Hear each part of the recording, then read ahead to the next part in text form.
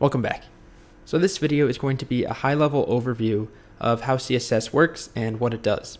So we won't actually be writing any code until the next lesson and pretty much every lesson from there on out covering CSS. But what we are going to do is three important things. We're going to define CSS and talk about the role that it plays, why you use it, what it does. We're going to view some websites that have CSS. We're going to take the CSS away and see how they change. And then we're going to define this general rule that we'll follow for every CSS line that we write. So let's go ahead and talk about what CSS stands for. Cascading style sheets. So the cascading part we're actually going to come back to in a later video, but the style sheets is pretty self-explanatory. Remember that CSS is often considered the adjectives or the skin, where HTML would be the nouns. So HTML is the structure. We want a heading here and a bullet point here. We use CSS to say, make the headings purple and font size 50 pixels and move this down to the bottom and give it a border. So we use it to describe how things should look. So style sheets, the other part is the sheets part of it. And what that means is that we're going to be writing these separately from our HTML. They are not inside HTML. They are separate documents that we then include in our HTML. So let's start by taking a look at some examples. There's a site that I really like called CSS Zen Garden. And the whole point of this site is to show you the variety of things you can accomplish with just CSS. So if you take a look here, we have some markup. Let's look at the HTML file. We can go ahead and open that up. So this is the core file that every single page on CSS Zen Garden uses. So you can see it's pretty basic. We've got some headings, we've got some paragraphs, some links, some bullet points at the bottom. And then the whole idea of this site is that contributors take this HTML and write their own CSS without changing the HTML at all. So you only change the CSS, the structure is the same, and you end up with different results. So here's one. And on the right side, we can check out a few others. And there's a bunch of them on this site, and actually you can contribute your own if you wanted to. Well, let's take a look. So this one is radically different. Total different layout, different color schemes, fonts, images. This one is also very different. It has this nice loading animation, all done with CSS.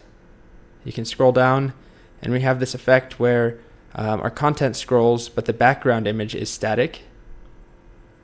We have this one, which is radically different as well.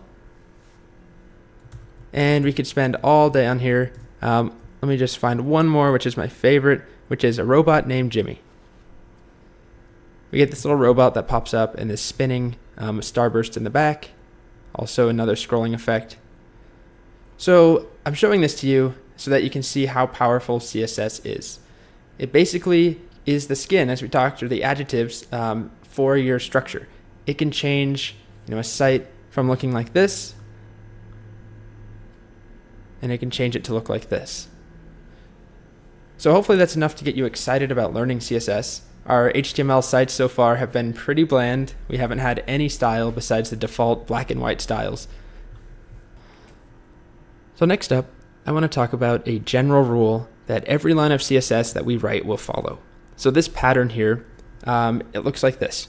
We select something. So we're going to talk a lot about what actually goes there, but we'll select something like all H1s or every anchor tag inside of an LI.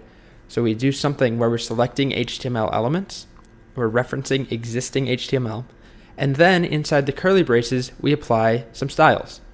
And they follow this key value pair format, where we have a property, colon, and then a corresponding value, and then a semicolon. So we can have one thing in here, we can have 100 different properties that we're changing, but they always follow this syntax, property, colon, value. So here's two examples. This first section is going to select all H1s. So again, we're going to come back to how these selectors work, but it's going to select all H1s on a page, and then it's going to give them color of purple and font size of 56. And then this next one down here is going to select all image tags and give them border color red and border width of 3 pixels. So, we're not always going to select all H1s and all image tags.